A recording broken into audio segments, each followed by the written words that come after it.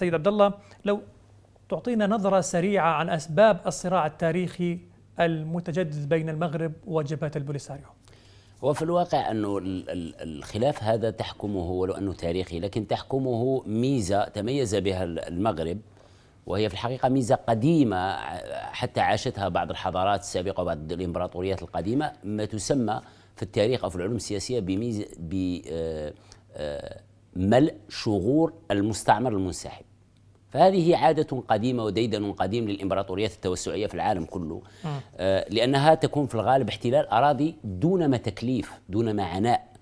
ينسحب مستعمر، في الفترة التي ينسحب فيها المستعمر تكون الشعب صاحب الأرض يعني متشرذم، ليست له قيادة، ليست له دولة، ليس له درع حامي، خاصة إذا كان الانسحاب يعني غير ناتج عن عمل قتالي مثل ما حدث في سنة 75 لما انسحب الإسبان فتركوا الصحراء الغربية، صحراء يعني بلد مترامي الأطراف تزيد مساحته عن 226 كيلومتر مربع، فهي تقريبا سدس مساحة الجزائر، ثروات باطنية لا حصر لها، شريط ساحلي يعني ثروة سمكية هائلة على المنطقة. لكن هذا الصراع اليوم بين المغرب وجبهة البوليساريو سيد عبد الله، هل هناك لمن أحقية على تلك المناطق الصحراء الغربية؟ لمن أحقية، إلى المغرب أم لهذه الجبهة؟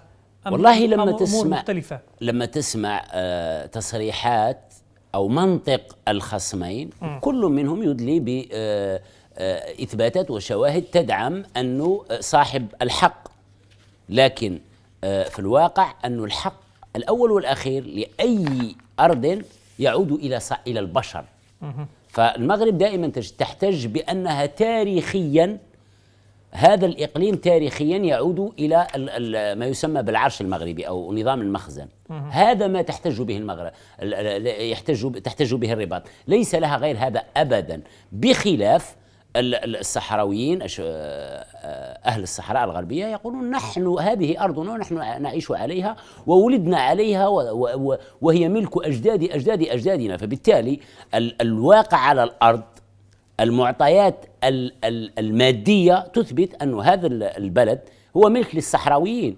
أما المعطيات المعنوية أو الأدبية هي مجرد يعني شعارات يلوح بها نظام المغرب، هي شعارات كلاسيكية لا تستند إلى أي معطيات مادية، تقول بأن هذا الإقليم كان تابع لأجدادنا. وهنا ما ينسف هذه الفرية في نظري.